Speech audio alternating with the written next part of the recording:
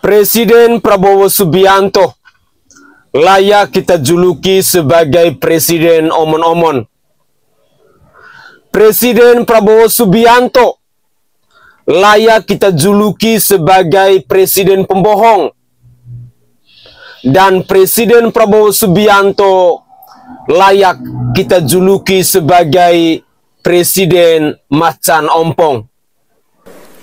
Tingkat pengangguran turun menjadi 4,76% di Februari 2025 dari 4,82% tahun lalu, dengan 3,6 juta lapangan kerja baru yang berhasil diciptakan. Tingkat kemiskinan ditekan menjadi 8,47%, terendah sepanjang sejarah.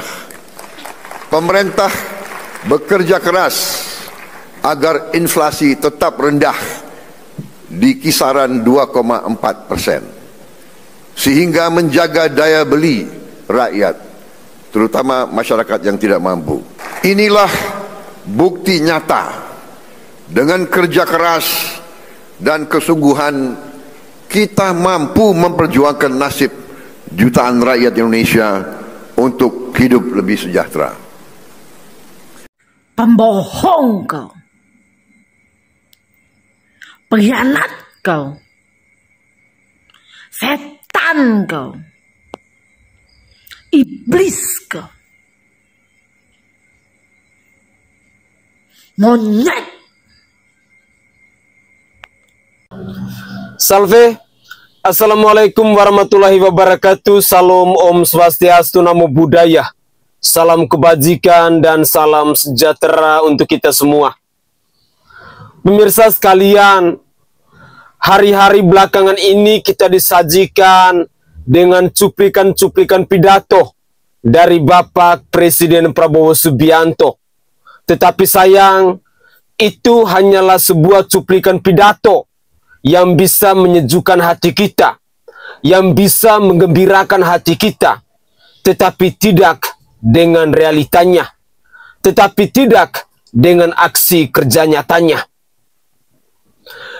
17 Agustus 2025, hari ini kita merayakan Hari Kemerdekaan di Negara Kesatuan Republik Indonesia yang ke-80.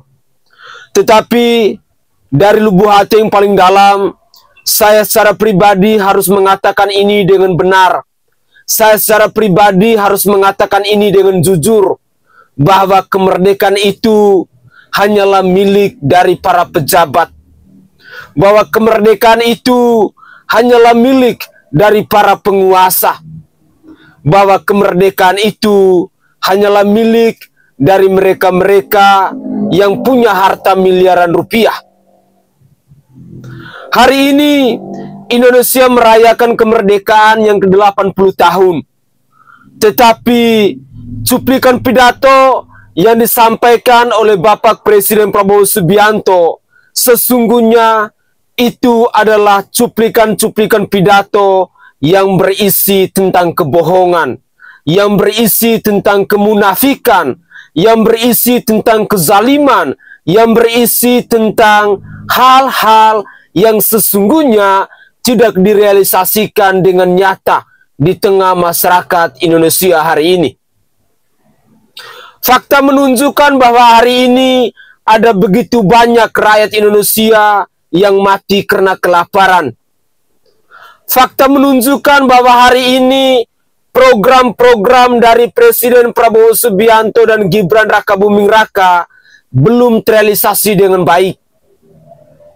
Dan fakta juga menunjukkan bahwa di hari ini, 17 Agustus 2025, banyak masyarakat Indonesia yang tidak mengibarkan bendera merah putih di depan rumah mereka masing-masing. Masyarakat Indonesia lebih memilih untuk mengibarkan bendera One Piece sebagai simbol perlawanan, sebagai ungkapan musik kekecewaan, sebagai ungkapan rasa tidak percaya kepada pemerintahan Bapak Presiden Prabowo Subianto dan Gibran Rakabuming Raka. Jujur, sebagai rakyat jelata, saya harus menyuarakan tentang kebenaran, tentang segala sesuatu yang terjadi di tengah masyarakat Indonesia hari ini. Bahwa hari ini ekonomi kita sangat sulit. Bahwa hari ini kita sebagai masyarakat Indonesia sangat susah untuk mencari lapangan pekerjaan. Bahwa hari ini angka pengangguran itu terus meningkat. Bahwa hari ini masyarakat semakin hari semakin susah. Itu adalah faktanya. Itu adalah realitanya. Tetapi ketika kita menyimak cuplikan pidato yang disampaikan oleh Bapak Presiden Prabowo Subianto, sesungguhnya bahwa Bapak Presiden Prabowo Subianto telah dikibulin oleh para pembantunya, oleh para menterinya, yang dipercayakan oleh Bapak Presiden Prabowo Subianto untuk membantu segala pekerjaan yang ada di negara kesatuan Republik Indonesia ini. Mari, saya berharap bahwa para pejabat negara jangan bermental penjilat. Saya berharap bahwa para pejabat negara jangan bermental pengecut. Rakyat hari ini sesungguhnya sudah muak. Rakyat hari ini sesungguhnya sudah marah. Rakyat hari ini sesungguhnya sudah kecewa dengan berbagai macam keputusan, dengan berbagai macam kebijakan, dengan berbagai macam aturan yang mencekik leher rakyat. Ini adalah fakta. Ini adalah realita yang terjadi hari ini di negara kesatuan Republik Indonesia. Sehingga tadi, sorry to say, saya harus katakan dengan jujur, saya harus katakan dengan benar, bahwa kemerdekaan di negara kesatuan Republik Indonesia ini hanya milik dari para penguasa, hanya milik dari para pejabat negara, hanya milik dari mereka-mereka yang punya pemangku kekuasaan, hanya milik dari mereka para kaum elit dan tokoh-tokoh partai politik. Tidak untuk kita rakyat kecil, tidak untuk kita yang buruh bangunan, tidak untuk kita yang miskin papa, tidak untuk kita yang hidupnya di bawah kolong jembatan, tidak untuk kita yang kerjanya mengemis di lampu merah. Mari kita gunakan logika akal sehat kita agar kita bisa berpikir waras, agar kita bisa melihat realita yang terjadi hari ini di bangsa Indonesia. Kami pastikan bumi dan air dan kekayaan alam yang terkandung di dalamnya dikuasai oleh negara dan dipergunakan untuk sebesar-besar kemakmuran rakyat. Saudara-saudara sekalian, beberapa saat yang lalu, beberapa tahun yang lalu, kita mendapat laporan ada ribuan, ada jutaan perkebunan kelapa sawit yang melanggar hukum, yang menyimpang regulasi. Ada yang membuat perkebunan di hutan lindung, ada yang tidak melaporkan luasnya perkebunan mereka, ada yang dipanggil BPKP tidak mau datang. Kami terbitkan Peraturan Presiden Nomor 5 Tahun 2025 tentang penertiban kawasan hutan. Dan pada hari ini saya melaporkan di majelis ini bahwa pemerintah Republik Indonesia sudah menguasai kembali 3,1 juta hektar dari potensi 5 juta hektar lahan sawit yang dilaporkan melanggar aturan, tapi kita belum verifikasi. Yang sudah jelas kita verifikasi melanggar aturan adalah 3,7 juta hektar, dan dari 3,7 juta hektar 3,1 juta sudah dikuasai kembali.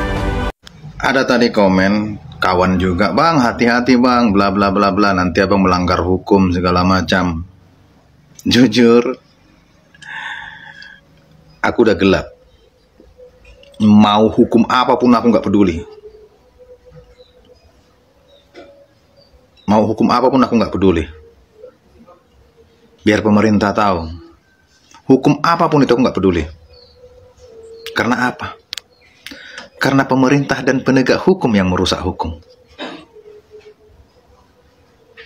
Jangan cuma kalian saja yang bisa mempermainkan hukum. Jangan cuma kalian. Jangan cuma pemerintah yang bisa mempermainkan hukum. Jangan cuma Bapak Presiden yang bisa menelanjangi hukum dengan memberikan kebebasan kepada 2 orang yang sudah ditetapkan tersangka dan divonis penjara. Presiden mempermainkan keputusan hukum. Penegak hukum mempermainkan hukum.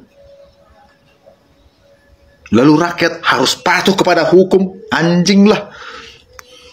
Persetan semua. Mau datang kalian banyak, menangkapku terserah. Udah gelap, aku udah gelap. Udah gelap.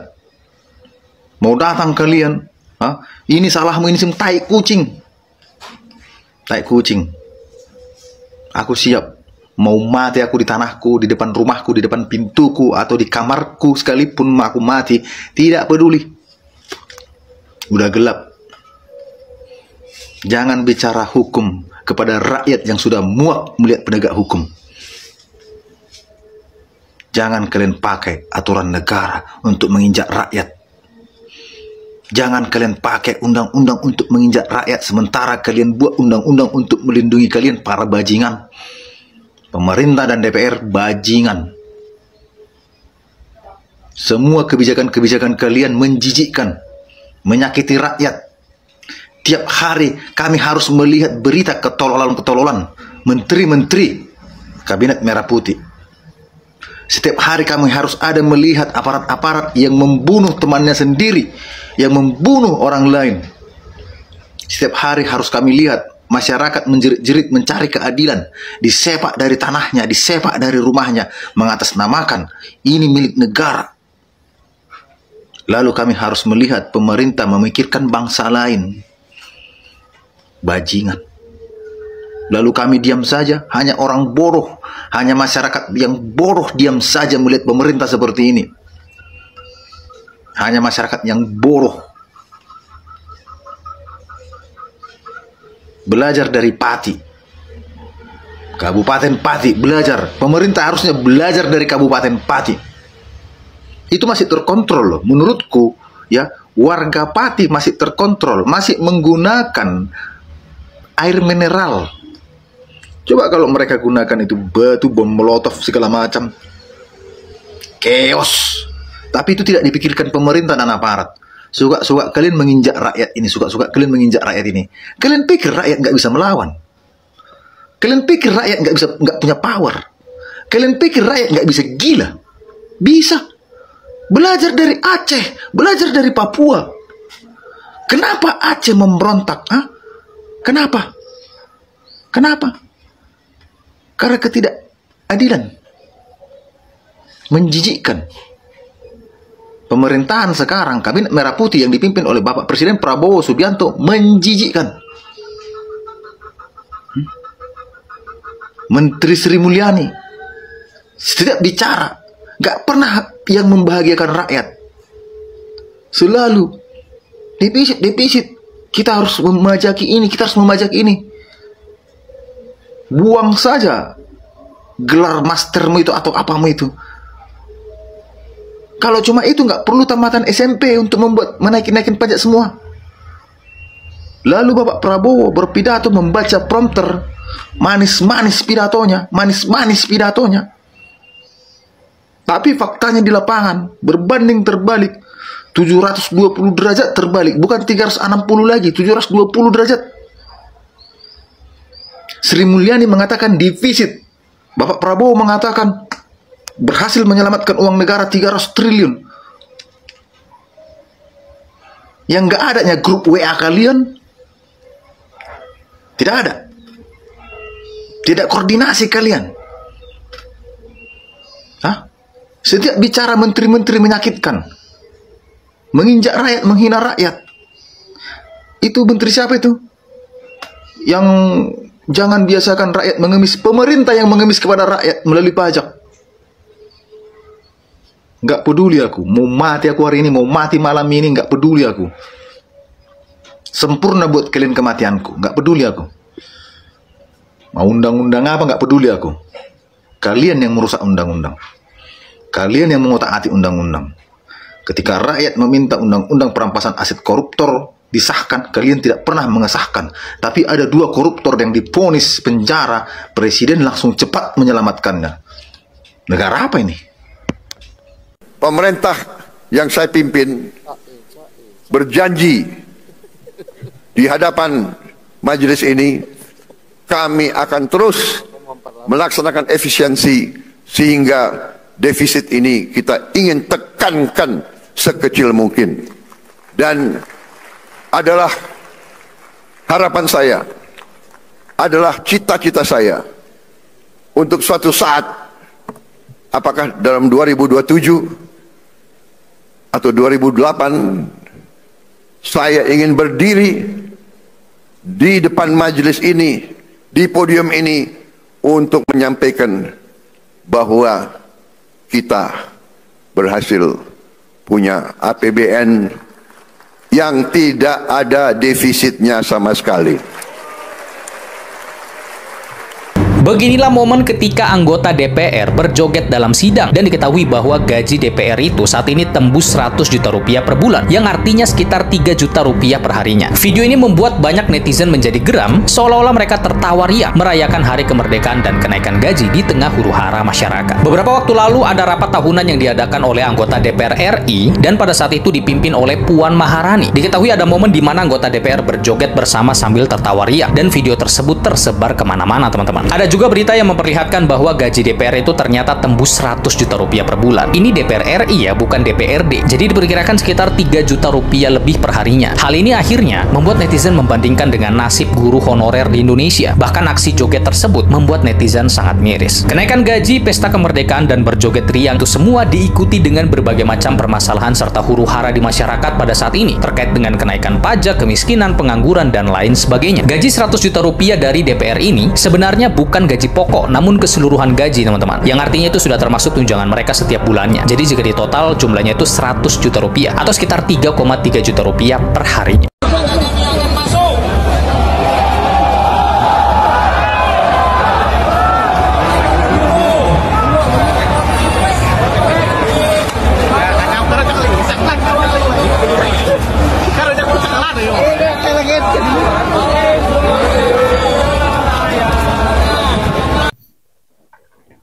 Pemirsa sekalian, barusan kita menyimak komentar-komentar yang datang dari warganet, dari masyarakat Indonesia, dari rakyat jelata yang sudah muak dengan kebijakan-kebijakan pemerintah hari ini, yang sudah muak dengan pemerintahan Bapak Presiden Prabowo Subianto dan Gibran Rakabuming Raka.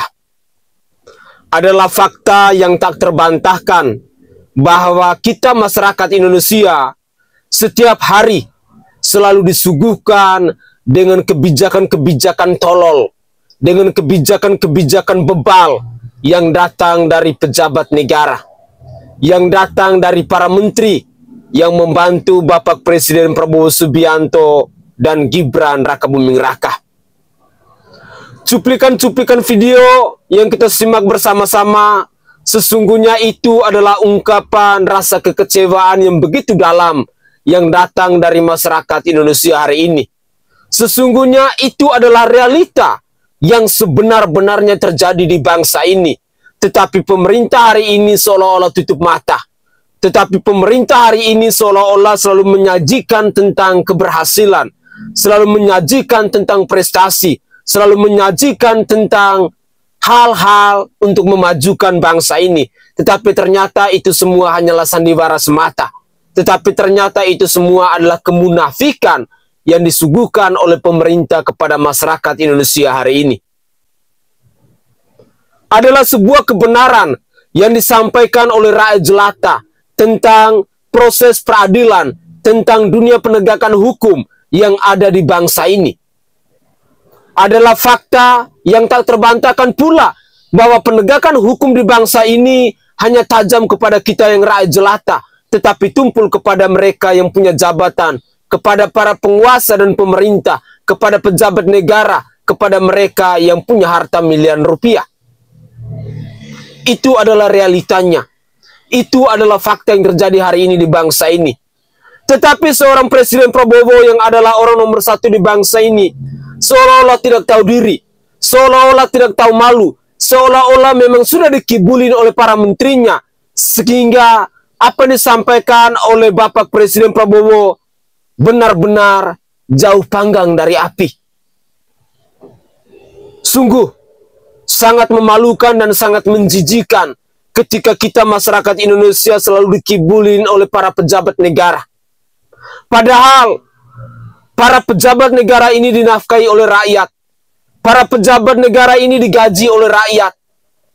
Di tengah rakyat Indonesia sedang menderita kelaparan, di tengah rakyat Indonesia sedang banyak yang hidup di bawah garis kemiskinan, tetapi apa yang terjadi? Gaji DPR 3,3 juta per hari, dan sebulan mereka harus meraup 100 juta rupiah untuk kantongi di kantong mereka. Apakah akan ada cerita Indonesia ini menjadi Indonesia yang sejahtera?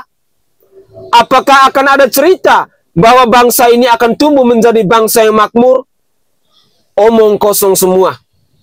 Jangan pernah percaya.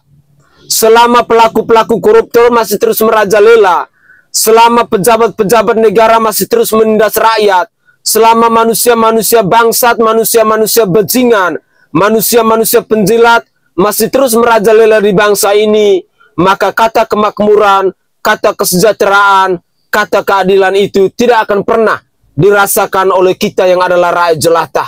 Tetapi itu hanya bisa dirasakan oleh mereka yang kaya raya, oleh mereka yang adalah para penguasa, oleh mereka yang punya jabatan dan lain sebagainya. Perayaan Hari Kemerdekaan yang ke-80 yang kita rayakan hari ini sesungguhnya adalah perayaan kemerdekaan untuk kaum elit, adalah perayaan kemerdekaan untuk para pejabat, adalah perayaan kemerdekaan untuk mereka yang bisa membeli hukum dengan duit. Tidak untuk kita yang rakyat jelata, tidak untuk kita yang miskin papa. Makanya hari ini saya secara pribadi memilih untuk bekerja, karena saya merasa muak dengan kebijakan pemerintah hari ini. Karena saya merasa kecewa dengan aturan-aturan pemerintah yang selalu mencekik leher rakyat. Semoga saja kita bangsa Indonesia bisa bergandeng tangan bersama-sama, bahwa hari ini revolusi telah dimulai dari Kabupaten Pati di Provinsi Jawa Tengah. Mungkin besok lusa akan terjadi di daerah kita. Mungkin besok lusa akan terjadi di kabupaten kita. Atau mungkin besok lusa akan terjadi di provinsi kita. Mari sebagai rakyat jelata kita bergandeng tangan bersama-sama untuk melawan kebijakan-kebijakan yang zolim yang datang dari pemerintah hari ini. Mari sebagai rakyat jelata kita bergandeng tangan bersama-sama untuk melawan kebijakan-kebijakan pemerintah yang sudah tidak pro terhadap rakyat hari ini.